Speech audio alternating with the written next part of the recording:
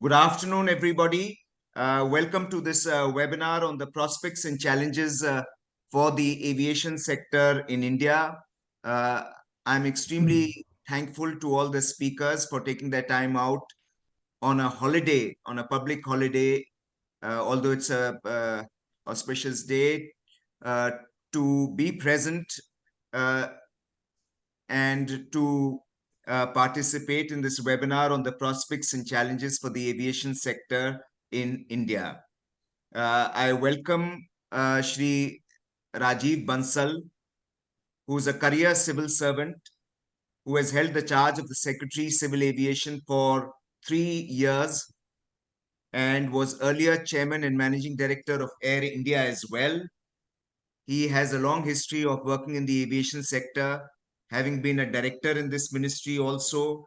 And apart from that, he has held various diverse and challenging assignments in both the government of India and in his home cadre. So he's an absolutely solid professional career civil servant with equally solid experience of the aviation sector and the engineering behind it. We have Mr. Raghav, आपकी आवाज कम है? Dheeraj, you need me to raise my voice? बीच में cut रही है. No, बीच में cut रही है. I think it might be an issue of your connection or something. Possibly. We have Mr. Dheeraj Mathur, who is also a former civil servant who has held diverse portfolios in the government of India, looking after investment promotion and facilitation. Somewhere in the middle of his career, he left to join PwC and became a partner there and has built up a lot of expertise in the defense and aviation sectors. He's today an independent director in some companies and is a freelance expert on the subject of defense and aviation, amongst other fields of his interest. We are supposed to be joined also by Mr. Kapil Kaul, who's the CEO and director of 𝐶𝐞𝐜𝐿 Advisory, which he established in 2003. Over the last 20 years, Kapil has led over 275 plus consulting and 400 research projects for 300 Indian and international clients. Prior to joining 𝐶𝐞𝐜, Kapil has about 15 years experience in airlines, travel, and the hospitality sector. I'm hoping he'll be able to join quickly and soon. Friends, this webinar is being organized under the aegis. Your voice is cut ke aa rahi hai. Sure. Okay, so let me.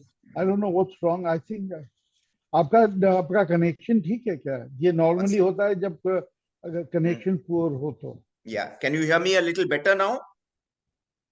See, it's बीच में the frame freezes. And better now? The voice drops. Dheeraj, is it better now? आप थोड़ा बोलो, अभी फिर freeze हो गया. Okay, so can you hear me? Raghav, when you're speaking, it's clear, but then beach में it drops off. Okay. For example, the frame is frozen right now. You know what, Raghav? Maybe may I make a suggestion? Maybe you just switch off your video. 5G करी. ये वाला. Just give me a minute. Your video. No, it's got nothing to do with the. Okay. We'll change the net connection. Wait, that's what I meant.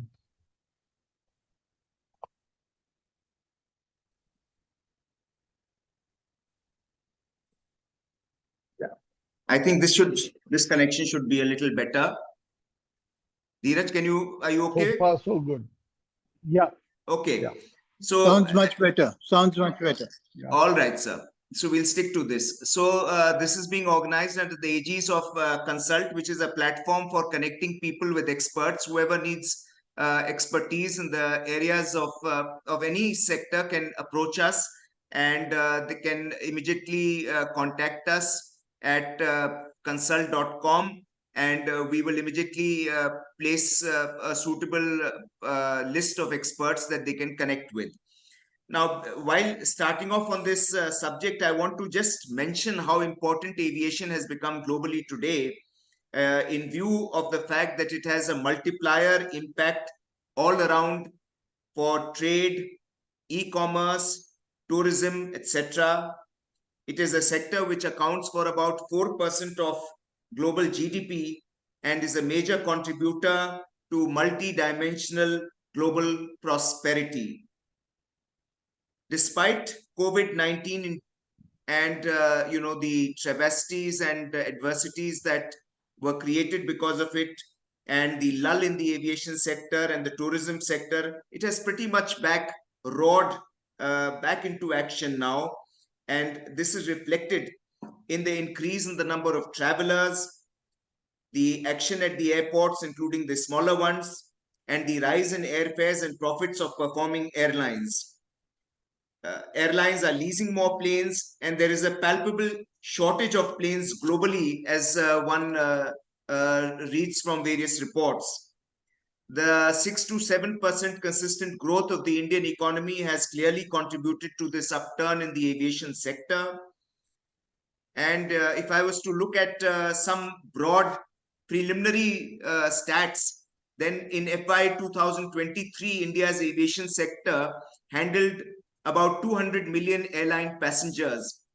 It is projected that in the next 20 years, it would need to handle about 1.3 billion passengers with a commercial fleet of close to 4,000 aircrafts. And, that would be a truly aspirational and transformational thing if that was to be achieved. And if that was to be happen, then it would represent a market size which would be about 20% of what the United States market size was prior to COVID. The other day, one was reading that the Noida airport has raised its forecast for passenger footfall to about 685 million people expected to travel by 2042, as compared to a figure of an estimate of about 165 in the first 1 or 2 years. Meanwhile, China too has emerged as a big aviation market. And all this has implications for the creation of airports, services, staffing, skilling, pilots, planes, companies, regulation, and there is a need to search for innovative ways of managing this sector. Also, this is clearly a situation of managing services all around to match supply and demand. How do we meet the increased traffic and demand for services while also planning strategically ahead for the long term? And I'm once again delighted to have these speakers. I will request, starting with Shri Rajiv Bansal, the former Secretary Civil Aviation, to kindly take 3 or 4 minutes to give us his perspective and overview on the aviation sector as it stands in India, how it compares with the aviation sector globally, and what your preliminary thoughts about this are. Rajiv Bansal Saab. Thank you, Raghav Chandraji. Thank you so much, and pleasure to be with this group today evening. Well, Indian aviation is clearly flying high and will continue to soar, as is borne out by the statistics that you gave in the initial opening remarks. Indian aviation, we are adding more airports, more big airports, more small airports. We are adding more airlines. We are adding more aircraft. And all the existing airlines have placed a huge order book for aircraft. We are expecting, I was looking at the data for the incoming aircraft in the next 12 months, and approximately 138 aircraft are expected to join in the next 12 months, which means about 11 to 12 aircraft will be coming in every month with commercial aircraft scheduled operators. Another very interesting thing which is happening, and if you see data for the last month, in August last month, 6 new international destinations were added by Indian carriers, 4 in Central Asia and 1 in Africa, Nairobi, and 1 in Indonesia and Southeast Asia. So there's a lot of action happening both domestically as well as internationally. We are the 3rd largest domestic market in the world today. And the way that aviation is growing in our country, I think we have an aspiration to reach to the pole position in the coming years. We are also emerging as an international aviation hub. In fact, a lot of aviation hubs have over the years come up in the proximity of India in Southeast Asia as well as in Middle East. And now there's a clear direction that the government is giving to create aviation hubs within India. And we're looking at aviation hubs at all the 6 metro cities in India and not merely in Delhi and Mumbai. And in the opening comments, it was mentioned about Jewar Airport near Noida. This airport is expected to be ready by next year, end December of 24. And the Mumbai International Airport, the Navi Mumbai International Airport, will also be is also expected to be ready by November of 24. So 2 new greenfield airports coming up by the end of next year, several smaller airports coming up across the country. We have about 148 operational airports today in our country, and we're constantly adding more as we go on. That much for my initial remarks. I'll now request Mr. 𝐏𝐮𝐥𝐢𝐜 Mathur, independent aviation expert, to give us his thoughts and his perspective on the Indian aviation sector and how it compares with that which is globally, and what's happening in this sector. Okay, thanks Raghav for inviting me. Always a pleasure to interact with you. You know, I mean, I agree with what Rajiv has said. Or, you know, it is a fact we have been growing. We've been the fastest growing aviation market for over 10 years now. And you know, both in terms of passenger traffic and sadly also in terms of having airlines come in and drop out. So, I mean, the positives, and we will discuss them. There are a lot of positives. There are a lot of good things that have happened. It's one of the sectors where, you know, often government doesn't get it right. But in this case, successive governments have got it right. They've understood the importance. It's no longer seen as a luxury segment. And there have been enormous investments in infrastructure, adding airports, as Rajiv pointed out. The UDAN scheme, you know, the regional connectivity, earlier it used to be called a regional connectivity scheme, now it's called UDAN. That has also been reasonably successful. I will not say completely successful, but it has been, there are pockets of very, very good results. And of course, there are some cases which 𝐶AG has also pointed out where things need improvement. But the unique thing about the Indian aviation sector is that, you know, apart from the airlines, every other player in the value chain makes money. The airport operators make money, the ground handling companies make money, the food and beverage companies, everyone makes money except for the airlines, particularly the scheduled commercial passenger airlines. And this is actually a big challenge, because if you look at the last 20, 25 years, I think the only airlines that has survived this period is Air India. And that's because it was owned by the government. Otherwise, in the last 20, 25 years, I think almost all the airlines, barring Indigo, have and you know, and the others are much later comers, Alaska and SpiceJet and so on. But all the, you know, Jet went belly up. Go First, unfortunately, has recently filed for bankruptcy. Of course, the Go First problems are slightly different. So I think what we really need to see when we look at the enormous potential that we have, what we really need to look at is why is it that barring Indigo, which is which made a loss last year, but they have been consistently profitable. But nobody else makes money. And that, I think, is going to be the biggest stumbling block in our achieving the huge potential that we have. I mean, we've just, what we are seeing is about 8-9% of our population traveling. In the US, it's about 3 times the population travels by air. In China, it is about 45%. In Malaysia, it's double the population. So we have a huge potential. We have got a middle class of over 450 million. Right now, just about 145 million people are traveling by air domestically. So there is a huge potential. But for that potential to be achieved, we will need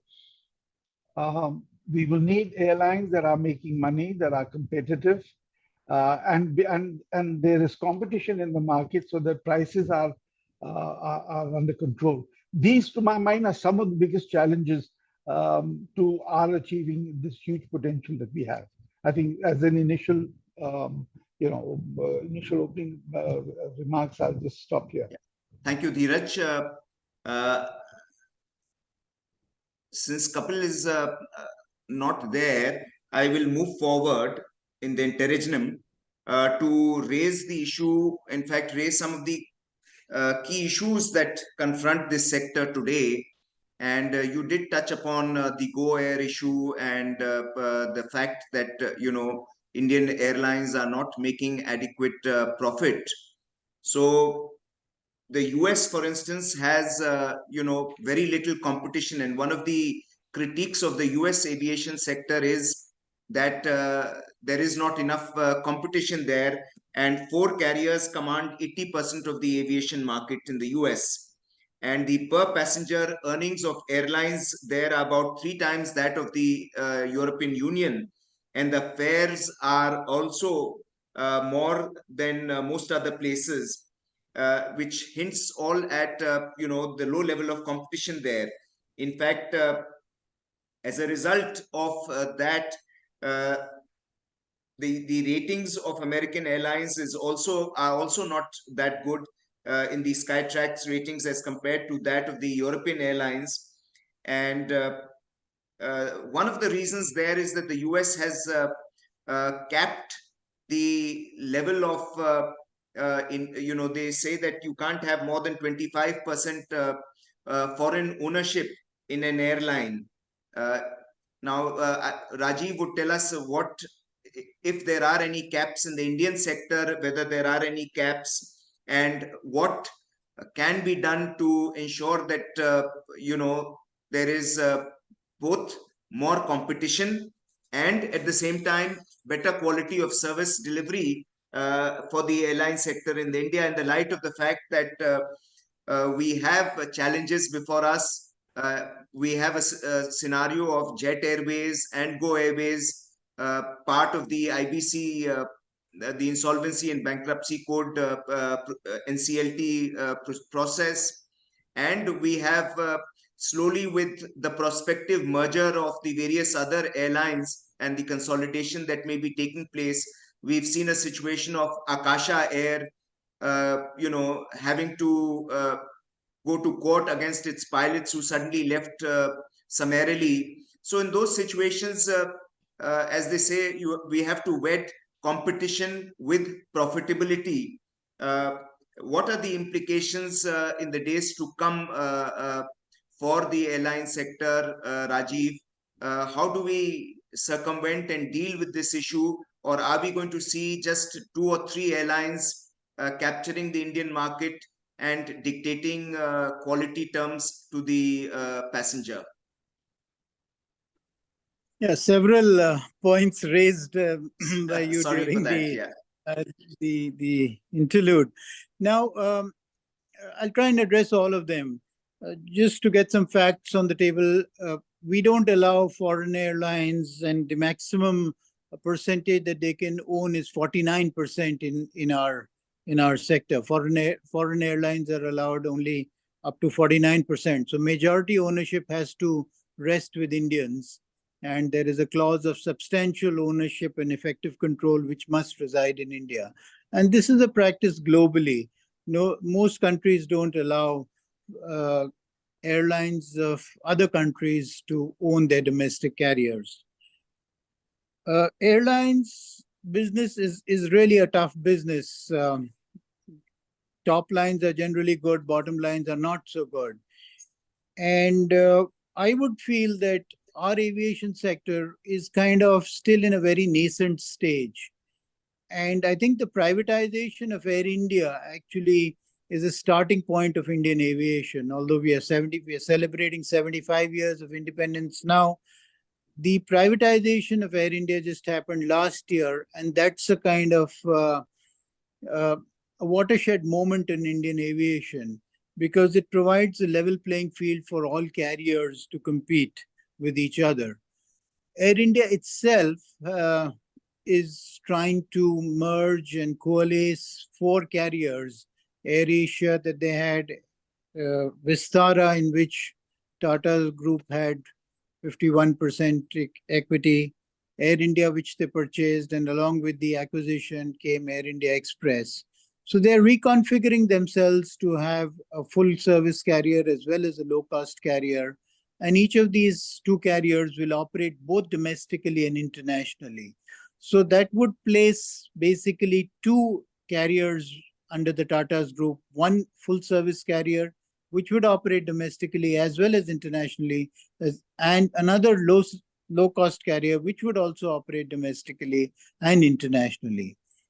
Now, Air India, the entire Air India group, has about 25% market share today. The lead player, as we all know, is Indigo. They're having about 62% market share. Akasa has come up. In fact, it just kind of celebrated 1 year of its existence. We were one of the few countries in the world which gave birth to an airline during a COVID period where airlines were shutting down internationally. In India, Akasa started in August 22, which was during the COVID period. And within a year, within 12 months, from August 22 to July, August of 23, they've been able to add 20 aircraft to their fleet.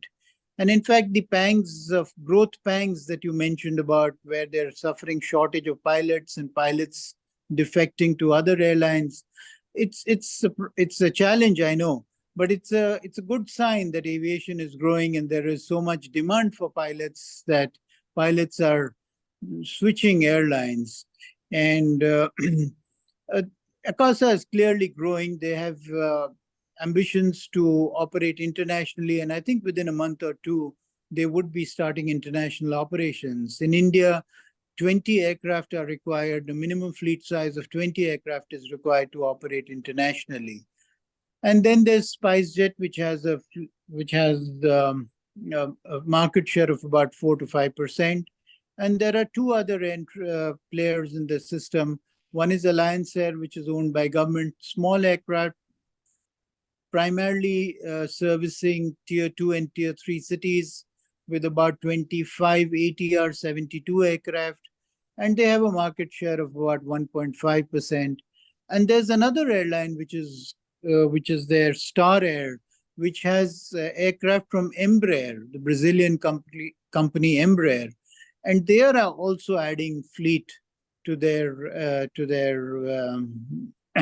inventory. And they've got, I think, about 5 aircraft now. So they should be also growing. And what I see is that there would be primarily national carriers, 3 or 4 nationwide carriers, and there would be carriers who would service niche areas or regional areas like the Northeast or the southern parts of India, or even northern part only, let us say Chandigarh and J&K. So there would be carriers who would operate in regional areas, and there would be carriers who would operate at a national level. This is typically what happens in larger geographies, such as the United States, where you have carriers which operate only in Northwest or in Northeast or in the southern part of US.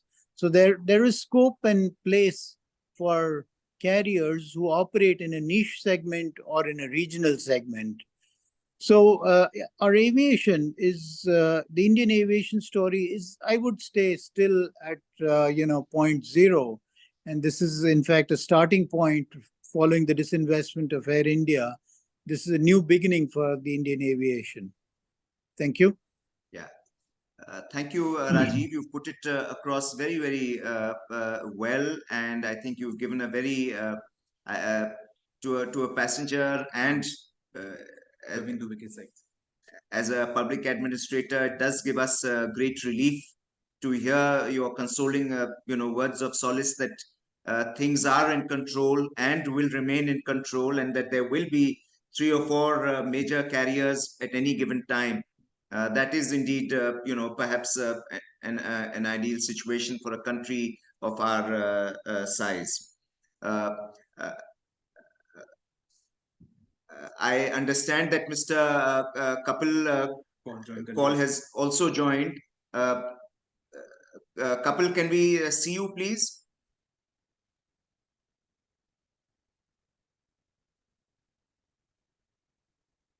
Kapil? Yeah. Can I go without video, sir? Okay, all right, sure, Kapil. That's perfectly fine. But delighted to have you over, and I'm sorry for the trouble. Sorry for the technical issues that may have arisen. I would once again like to introduce Mr. Kapil Kaul, who's our third panelist. Mr. Kapil Kaul is the CEO and Director Kappa Advisory, which he established in April 2003. Over the last 20 years, Kapil has led over 275 plus consulting and 400 research projects for 300 Indian and international clients.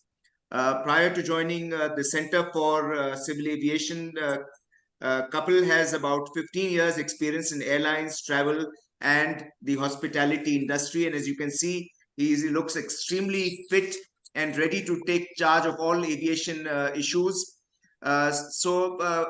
Kapil, can I request you to give your broad overview of this sector? We've just begun.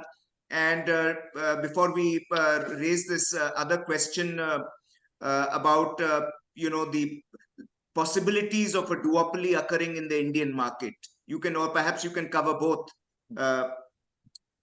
Okay. Thank you, sir. Thank you, and sorry for the delay. Let me start by saying that we are at a very critical inflection point. We had phases of deregulation. One phase of deregulation was in the early 90s. Out of many entrants, only 2 survived. But the real deregulation happened in 2004. And from there, I think we have had many false starts, largely because of the fact that we had an unstable airline system. Except one carrier, rest of them were inadequately starved of capital, both financial and in many cases intellectual.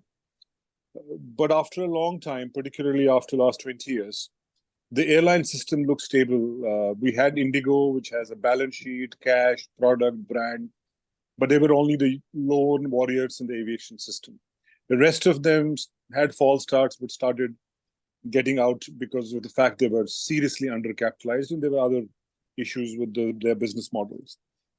After the historic decision the government took of privatizing Air India, and the Tatas took over, it's now almost going to be 1.5 years. Though the Air India privatization and the transformation is a work in progress, it will take, I think, 2 to 3 years, minimum 3 years for the real results to come out.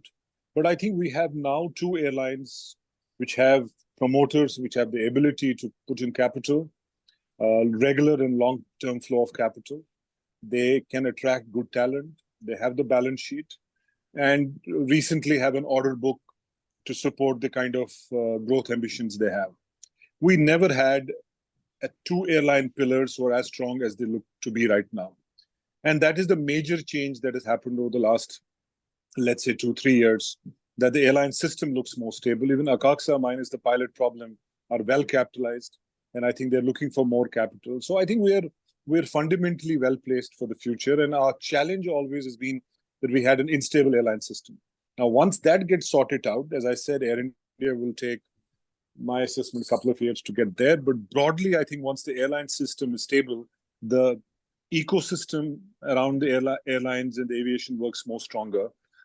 So I think whether it is airports, whether it is air traffic controller, whether it is maintenance companies, pilot training companies, the whole ecosystem has predictable play now and a long-term predictable play in front of them. So I think because of these, because of this strong airline system, I think the sector looks to be, my assessment, at a critical inflection point, and you will see billions of dollars invested in capital, fleet, in terms of growth, which will help everybody around the system. So that's one departure.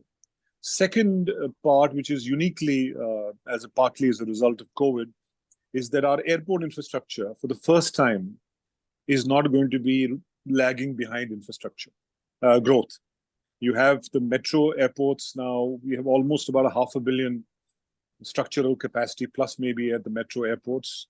The six airports at Adani's are going to have adequate capital, adequate infrastructure. We may have challenges at the AI-led airport group, particularly in terms of augmenting capacity to the level that's required. I think there is work in progress as well. But broadly, I can say the airline system stability, having a predictable flow of growth going forward, is accompanied by a very visible airport infrastructure, at least for 5-7 years. Now, what we do in 5-7 years is critical. Do we plan for next 30 now, or we just do it 5-7 years later and we'll be caught again without infrastructure? But minus that, I think the airline system being stable and the airport infrastructure being across at least top 10 airports. I think airport authority is also adding about 20,000 crores of capital to augment capacity of their airports. I think we're broadly well placed. The single differentiator that has perhaps happened is the acquisition of Tata's by Air India. I think we have not yet seen what it means for the entire sector. It's a game changer, and I think that game changer impact may come in few years, not right now. But we are well placed as overall as for the sector is concerned. But there are other challenges which I think we have Mr. Bansal here and Dheeraj and others, that we need to change the mindset now from chasing growth to chasing profitability. I think whenever we hear across the industry, whether it's government, whether it is regulators, whether it's airline, it seems to be a fascination with growth. And we have chased this growth, but we've not chased quality of growth. So as we get to the next stage of our development, particularly in the next 5-7 years, which will pave way for the next 2 to 3 decades of growth, because next 5-7 years to me are very critical. The message that must come out is we want high growth, but we don't want profitless growth. We don't want 2-3 years of growth and then the banks, airport authority, oil companies struggle to recover the money. We have to make a mindset shift. And I think the moment that mindset shift is made, where the government says that I am looking at profitable growth, I am looking at stable growth, I don't want my banks to lose, I don't want the employees to lose, I don't want airport authority to lose, I don't want the taxpayer to lose, then the mindset shift will begin with getting the regulatory and the policy benchmarks to international standards. And I'll namely talk about one, which I have been advocating for the last 10 years, that in overseas, every year the AOP is renewed, and renewed based on financial fitness. If you don't have 6 months of cash, you don't renew your AOP. Here the airlines have a 15-day cash, sometimes not even that. So if we have to move to a stable growth and we have to move to a profitable growth, we have to make the foundational architecture of the aviation very strong. We'll have to adhere to international best practices. Till the airlines don't have requisite cash to maintain their operations without any revenue coming, the international best practice is 4 months to 6 months, and to ensure that the advance purchase cash that they have of the public is also compensated for and provisioned for in the balance sheet.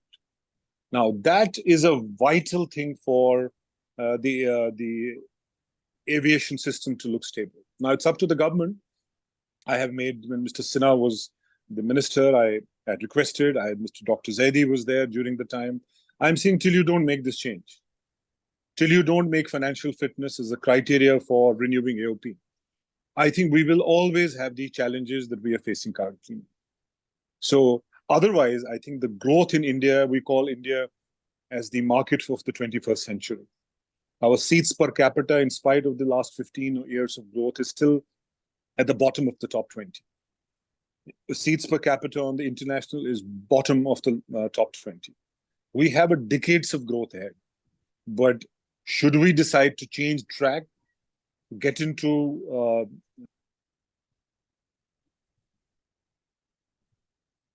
Yeah. So thank you, Kapil. Dheeraj, would you like to offer your comments on the subject of the best practices in terms of policy and regulation? Allow yes. Hello. Yes, Kapil. Were you sorry? Were you completing something? Yes, I completed. I said these are the two introductory points yes. I'd like to. Extremely useful, Kapil. Thank you very much. Dheeraj, would you like to fill up on that? Yeah. So basically, Kapil has said exactly what I said, that we have the enormous potential, but to really you achieve that potential, we need airlines that are profitable. Now, of course, Kapil has given one very valuable suggestion of not renewing licenses unless there's 6 months of cash. That, of course, will also act as a sort of an incentive for airlines not getting to the kind of mad pricing that we saw a few years back, when there was cutthroat. There was virtually a race to the bottom in terms of slashing prices. But I think there are other issues, particularly which the government needs to address. I mean, so if you look at why do airlines, Indian airlines get into losses? I think almost 70%, 50 to 70% of their expenses are dollar denominated, whether it's ATF, whether it's lease rentals and so on. And MRO, of course, MRO, there is a very visible and concerted effort to build up India as an MRO hub. But so that's a basic, that is one determinant or one variable that is completely out of their control. Of course, they hedge, and everyone gets into hedging and tries to cover themselves to the best possible limit, extent that they can. But so this is something that the government needs to recognize. And amongst the mindset changes that are needed is also the realization that this is a very high capital cost, low margin business. So you can't keep milking the proverbial cow, as it were, beyond a point. And again, at least at the central government level, there is this understanding that, for example, our ATF, which accounts for about 40% of a airline's costs, is still on average amongst the highest in the world. And of course, the government of India, and during Rajiv's time, there was a lot of sort of persuasion and discussion with states, and many states have brought down their excise duty on fuel. There is this pending demand of allowing aviation, to benefit from the GST regime. The airlines have been asking for that. Of course, now this is really a center state issue, because it's something that the government of India will have to negotiate with the state governments to get their consent. Because as we all know, all of us who've worked in states, excise and sales and VAT are major sources of revenue for state governments. And after the GST regime, that's the only thing that gives them some monetary autonomy. So, but that the GST issue and the pricing of fuel is an issue that needs to be addressed. Sure. That the second issue that I think, and it's part of the cost dynamics. We have an AERA now, but the amount that is charged, the amount that the airport operator charges for various services it provides, again, that needs to be rationalized. Yeah. Because if your airlines are not profitable, nobody's going to make money. That's the point. True. I think this point has come through very, very correctly, that airline profitability has to be looked at without any sense of apology, and with the same kind of urgency and importance that is ascribed to growth. So now I'm coming to the second question that I have for you, gentlemen, is about regulatory effectiveness in the Indian environment. And, with increased traffic and with a sector which is buzzing at breakneck speed, there is certainly always a strong need for fair regulation. And we do have, air safety issues and various other regulatory issues. Government and the bodies have been taking a firm stand. And, one is aware, for instance, of the suspension of Air India's chief of flight safety, the Air Asia's chief of operations, and the chief of flight safety were some other airlines were issued show cause notices. So it's not as if the system is not cognizant of errant acts.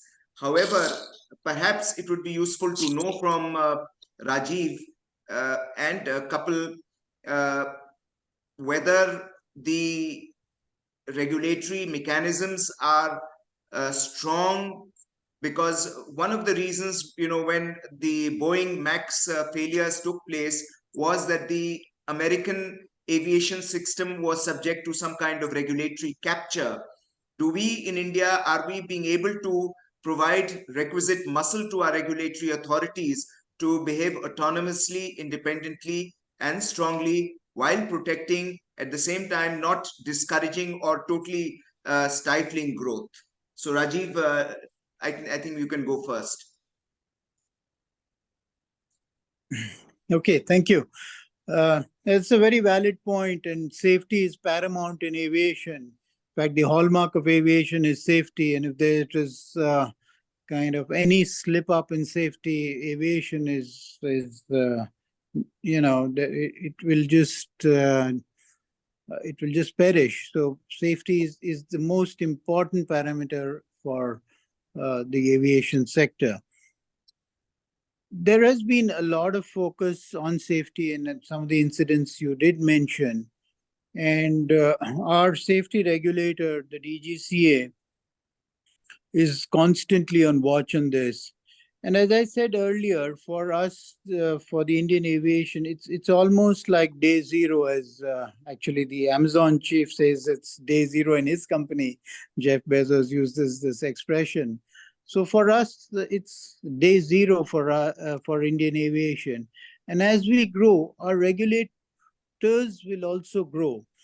In fact, more manpower is continuously being added in the regulatory framework, both in DGCA, in Bureau of Civil Aviation Security, BCAS, in the Aircraft Accident Investigation Bureau, and in the Air Traffic Control Personnel, the ATCOs.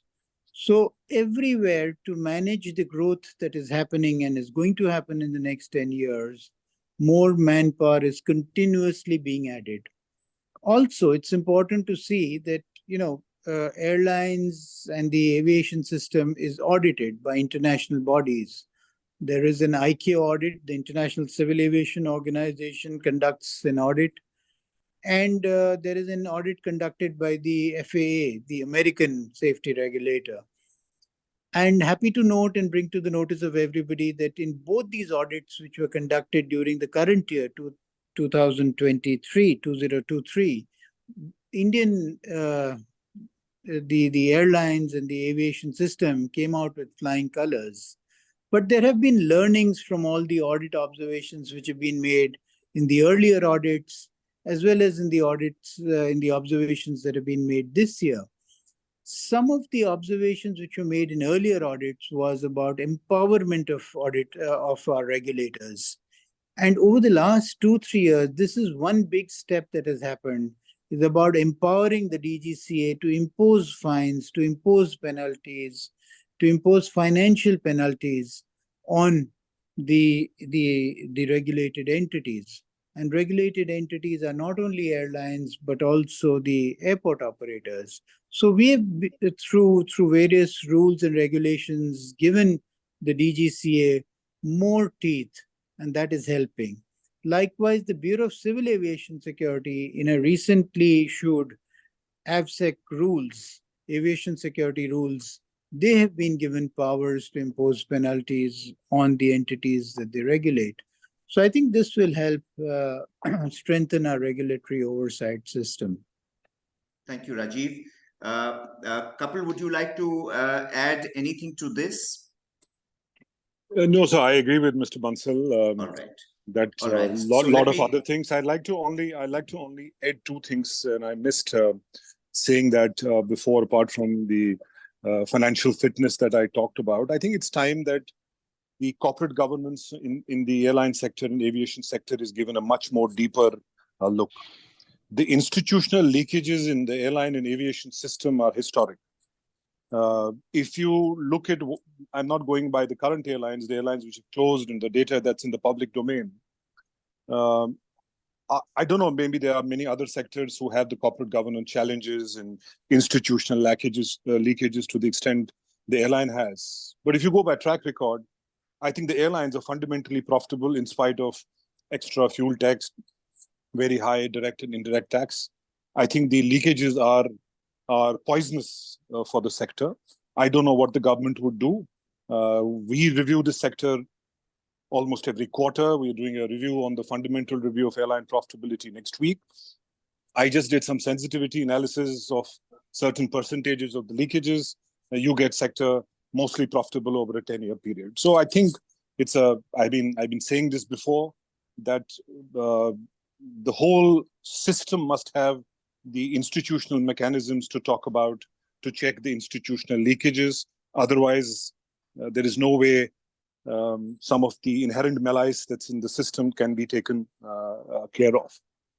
But coming to the regulatory effectiveness, I would agree with Mr. Bansal, there is no question.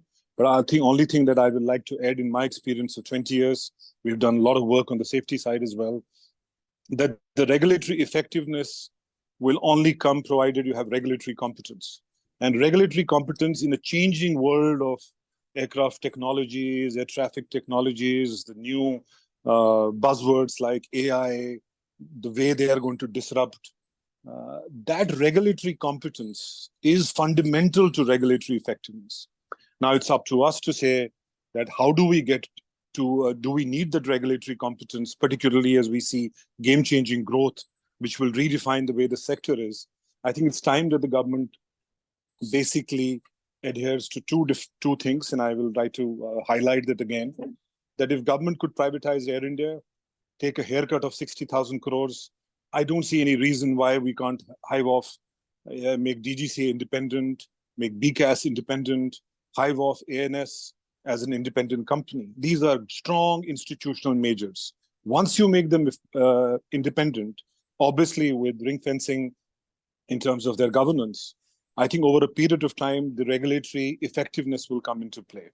Right now, I don't think the way they are set up, with all due respects to the effort that the government is making, I think the sector is moving at such a fast pace that any effectiveness without competence would not come through.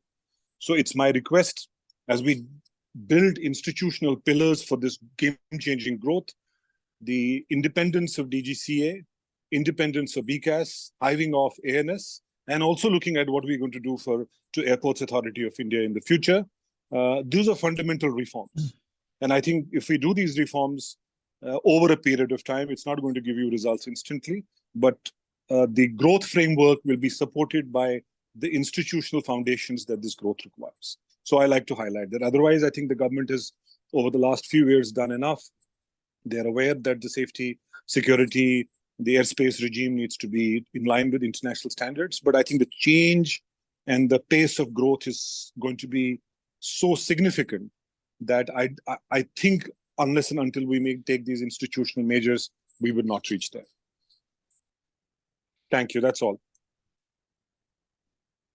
Valid points, Kapil, and certainly I'm sure nobody can have any disagreement with what you've said, that there is a need for autonomy and independence of the regulatory framework to prevent any kind of biases from creeping in. Coming to the subject of airport infrastructure, I'd like to pick Dheeraj's mind on, with the need for renovating old and creaking infrastructure, which has been initiated thanks to the public-private partnership of experiment that was undertaken in 2010-11 for the Delhi and Mumbai airports, and which has since then grown bigger and bigger in terms of public-private partnership. Where really do you think we need to do more for promoting better airports, better connectivity, better terminals, runways, and improving the overall effectiveness of our infrastructure for the civil aviation sector? Mr. Dheeraj Mathur. Yeah. So, Raghav, clearly a lot of work has been done. Enormous amount of work has been done, and very good work has been done on infrastructure development, certainly in the metros, but also in some of the smaller airports, in the Class B cities as well.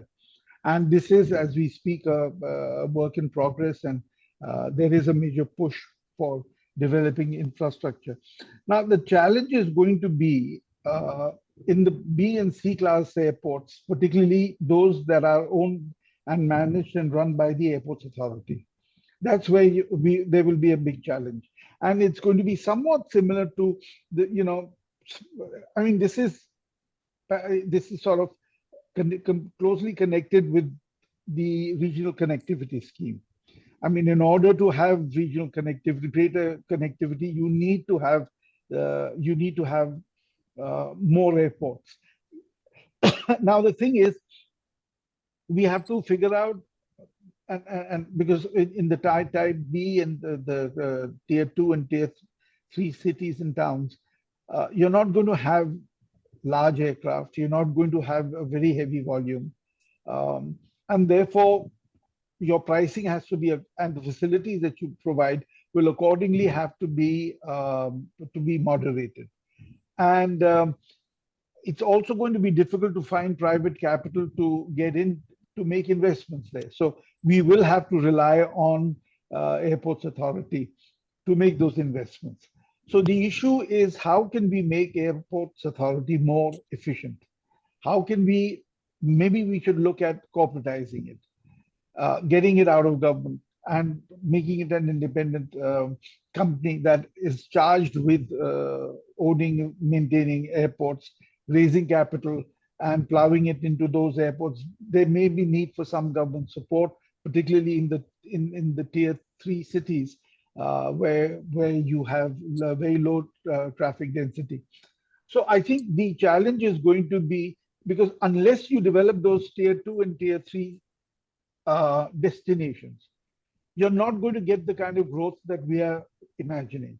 I mean, you can't grow just by increasing trunk traffic. You will need to build that hub and spokes model, which means you will need to have these smaller places feeding into the larger, bringing traffic into the larger airports. So it is very important to be conscious of the fact that we need to develop the smaller airports. We will need to look at making Airports Authority more efficient, financially independent, potentially, eventually, definitely financially independent, with budgetary support as required. So that, I think, on the infrastructure side, the rest, fantastic work has been done. A lot of investments are being made, and the metro airports are really top of the class. So, I mean, they compare with the best in the world. Sure. Thank you, Dheeraj. Coming to the subject of environmental protection in the light of climate change concerns, and globally there is indeed a lot of talk about biofuels and sustainable aviation fuels, and of reducing the carbon footprint and adopting mitigation measures. Rajiv, you would have come across various measures that we are taking and which we are committing to take in the aviation sector, and couple, you would be witness to it, from about what steps the private sector is taking. So a few quick words from both of you about Rajiv first, about what is really happening and whether something concrete is possible in the next few years, or this is all long-term planning and good to talk about, but difficult to really implement. Sure. That's an important area that we must discuss. Just to add one point on the previous issue, just a matter of fact, factual point, that 2/3 of our passenger traffic in India, domestic passenger traffic passes through private airports, and only 1/3 passes through AI airports. So very significant number, 2/3 is going, transiting through privately owned or privately managed airports. On the issue of sustainable aviation fuel and reducing greenhouse gas emissions, well, India is signatory to the 𝐏𝐴, the carbon offsetting regime, which is put in place by 𝐼𝐞𝐜. The mandatory phase kicks in from 2027, and sustainable aviation fuel, although it's kind of talked about globally, is just one of the ways to reduce the carbon emissions. And the impact of bringing in sustainable aviation fuels, I mean, if you were to switch over from kerosene entirely to sustainable aviation fuel, the impact would be about 30% reduction in the GHG emissions. Now, sustainable aviation fuel technology is still kind of evolving globally, and there are few players globally, few companies which own this technology. There are 2 or 3 methods or processes to make this sustainable aviation fuel. And recently, Singapore has tied up with an international company called Neste to produce SAF, sustainable aviation fuel, from used cooking oil. We in India are working on a different technology, and we are working with an American company called LanzaJet to set up a plant in collaboration with Indian Oil at Panipat. And this would be an ethanol to jet fuel. So it works on basically converting ethanol to sustainable aviation fuel. But having said that, even LanzaJet, the American company which owns this technology, has not been able to set up a commercial scale plant anywhere globally. So this plant, which is being set up as a joint venture by Indian Oil with LanzaJet, would be the first of its kind globally to manufacture sustainable aviation fuel at a commercial scale. I think once we are successful in that, it should be possible for Indian companies, Indian oil marketing companies, to set up these plants to manufacture SAF at a scale which would not only meet Indian requirements, but also cater to international requirements. Thank you, Thank Rajiv. you. Thank you. Kapil, would you like to add something to that? No, I think, sir, the environment, I will talk about the environment part. The social sustainability goals is a very, very complex subject. We recently did some work, and during COVID, we did work. We're currently doing benchmarking of what the airlines and airports are doing globally from a sustainability perspective. It's a long road ahead. We need a roadmap, and we need an implementable roadmap. All I can say that along with environment, noise is something else that we should talk about. We just focus on environment, but not look at the noise which will come into play very seriously. I would like to leave a thought that as we get down to this roadmap of creating a long-term, a very a viable ESG, let's say a platform for Indian aviation, which is globally integrated. One of the things that we must start looking at that how to get the consumer into this discussion. Because ultimately the consumer will have to pay the price. It's a matter of time when, because the industry will take a lot of time to get to the level that they are planning to. Meanwhile, the cost has to be borne by the consumer, and the better we get the consumer into play at some point of time, it'll be good for the entire sector. But ESG, I think the airlines are investing in new technology. The airports are have a very, very strong green initiatives on energy side, particularly water, disposables and other things. But to strategically move from where we are to where we want to be, I think the roadmap Mr. Bansal talked about, and that I think is the way forward. But I think we should get the consumer into place, make sure he knows that he has to bear the cost. And along with that, I think we would need to make sure that we talk about the noise as well, and just not the environment. Yeah, But very, otherwise, very yes. relevant point. Yeah, indeed, a couple extremely relevant point. And I want to come to the last question that I had listed out, and that is about the introduction of modern technology, innovation, apps, and various other features, in the aviation sector, and whether a fair amount of work is being done. Are you satisfied with what's happening in the Indian environment? Mr. Dheeraj Mathur, for instance, is a IITian, and he's been associated with various such projects. Rajiv Bansal Saab is, has been overseeing it across his entire department.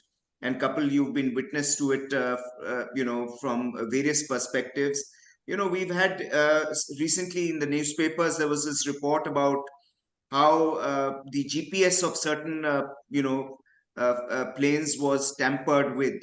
So while on the one hand, innovation can be extremely useful, with modern drones and all that, at the same time, there are risks involved. But are we being suitably able to manage this? So, Rajiv, a few quick words from you, then Dheeraj, then Kapil on are you satisfied with the level of innovation and the manner in which it is going about in the aviation sector, or are we significantly behind and more needs to be done?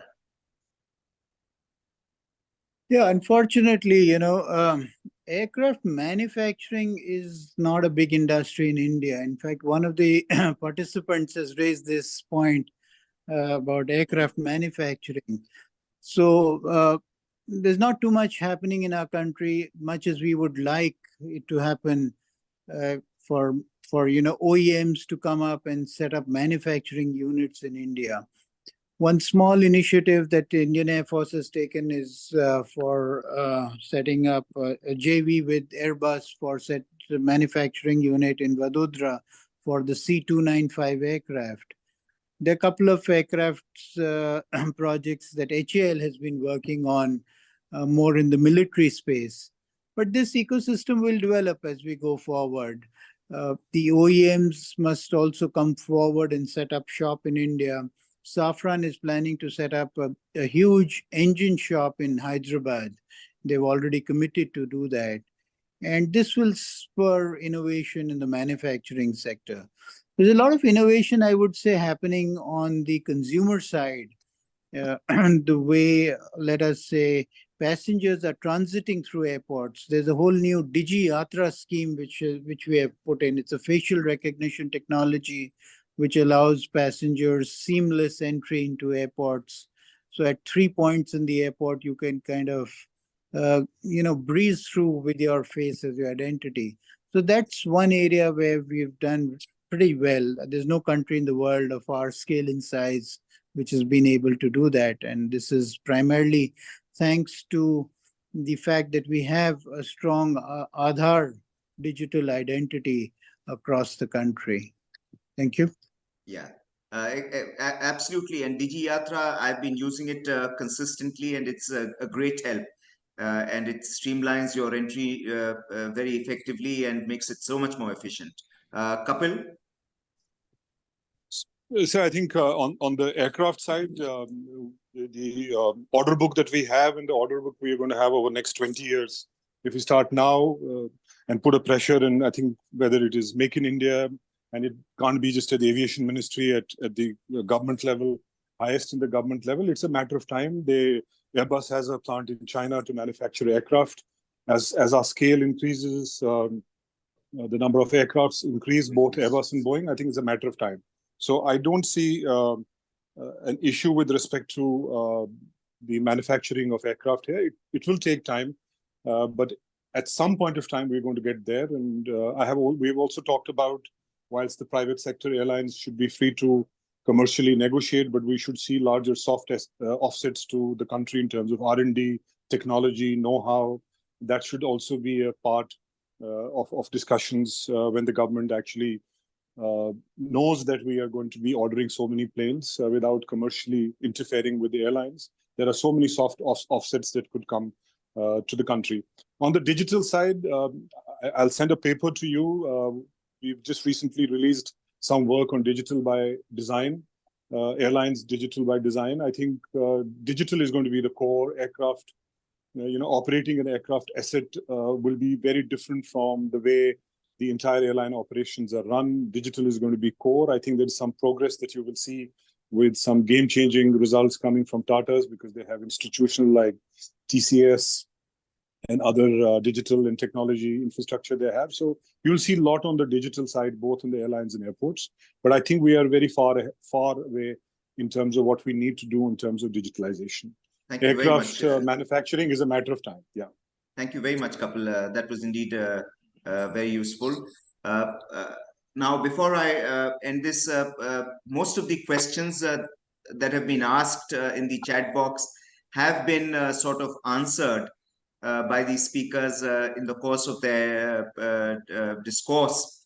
I'm also very happy to note that we have amongst us today participating and are Shalini Nalwad and Rahul Singh Sardar, who have come back from the United Kingdom after a long stint as MDs and PhD scholars in the field of critical care, and they have become today one of the largest air ambulance operators in this part of Asia. And now they are contemplating helicopter-based evacuation of critical care patients who suffer accidents on the national highways. So delighted to see you, Shalini and Rahul Singh. I'm also very happy to note that Mr. Sanjay Narayan, who has had a long stint in the aviation sector, is here. Amongst the people who want to ask a question, there are several, but I'll take a question because it's getting late, from Mr. Sanjay Narayan. Sir, please ask your question. Mr. Sanjay Narayan? I am not starting the video. I just have a few observations to make on whatever was discussed on all the subjects which we have discussed.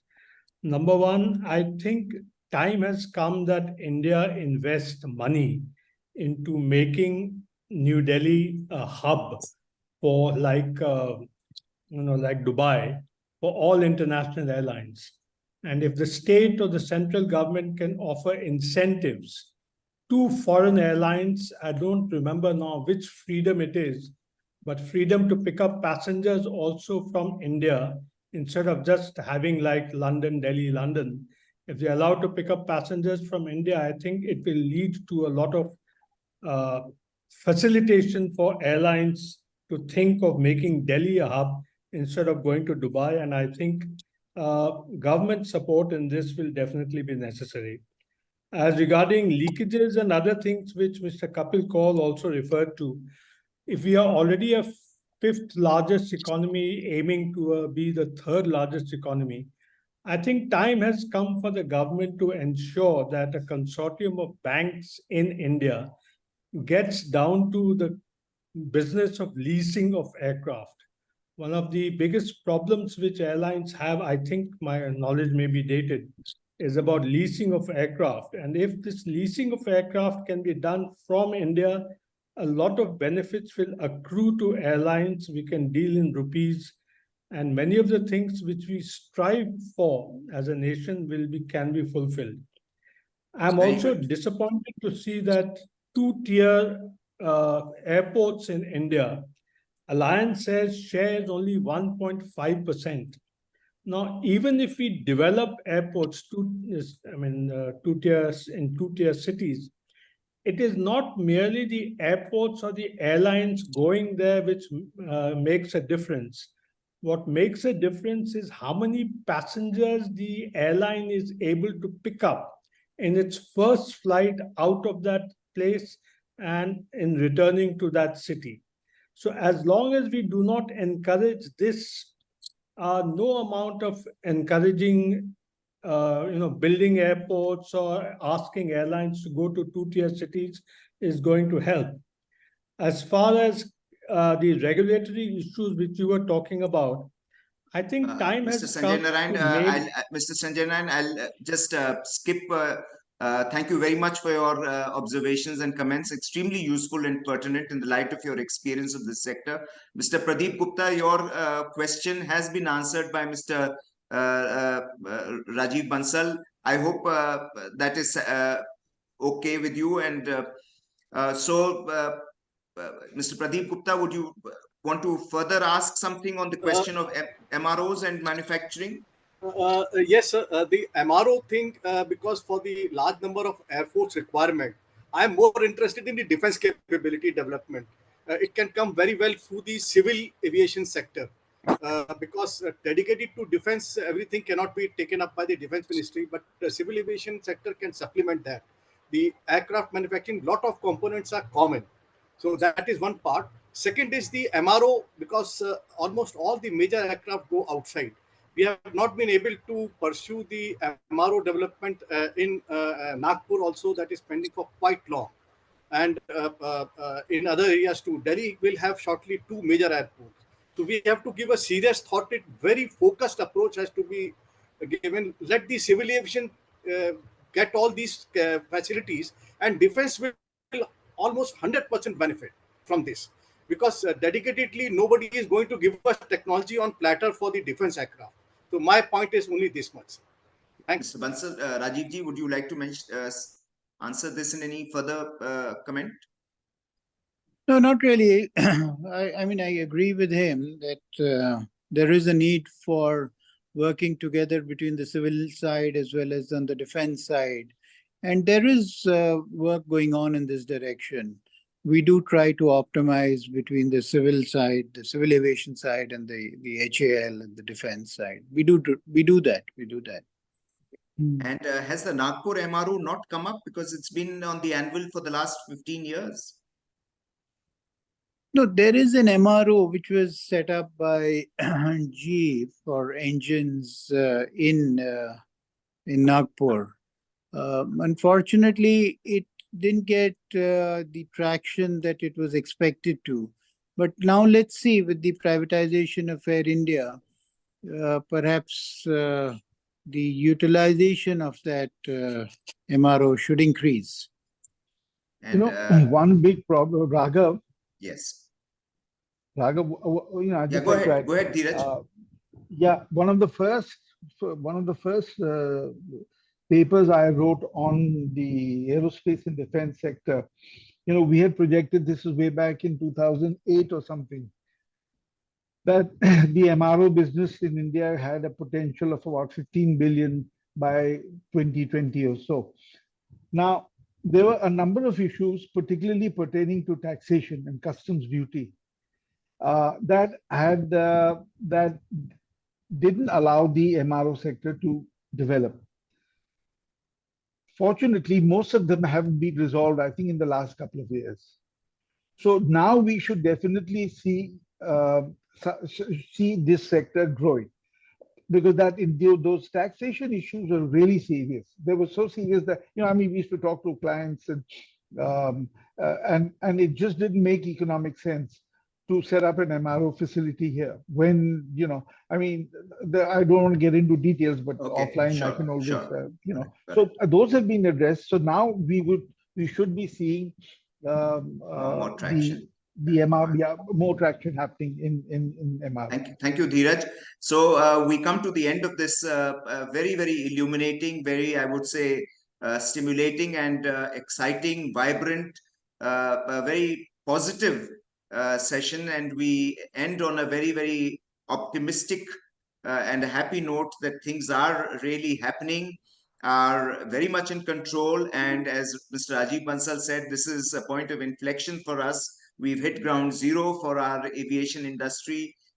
This is a new era, and it seems extremely happy and positive for all of us as passengers and as people connected with industry in any possible way. I would like to thank all of you speakers, Mr. Bansal, Kapil, 𝐏𝐮𝐥𝐢𝐜, Mr. Dheeraj Mathur, and all the patient participants and listeners for your very, very positive contribution towards making this a very successful webinar. And we will, of course, put it up on YouTube, etc. Thank you for taking your time out on a public holiday. Indeed, very grateful, delighted to have hosted you on the Cunsult platform and to engage with you further going ahead in the days to come. Thank you very much. Namaskar. Thanks. Bye. Thank you. Thank you so much. Thanks. Thanks, Raghav. Bye. Thank you. Thank you, everybody. Thank you.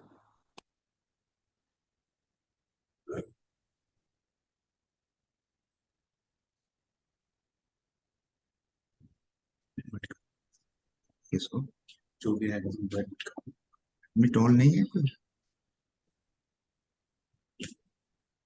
okay can you translate so let's get started on this in any case because all of you are there. I would like to welcome the speakers. Dheeraj, shall we start?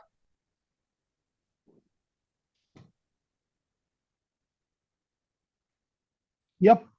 Okay. So let's get started on this in any case because all of you are there. I would like to welcome the speakers.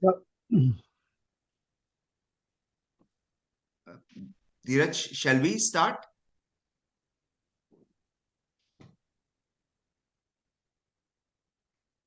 Yep.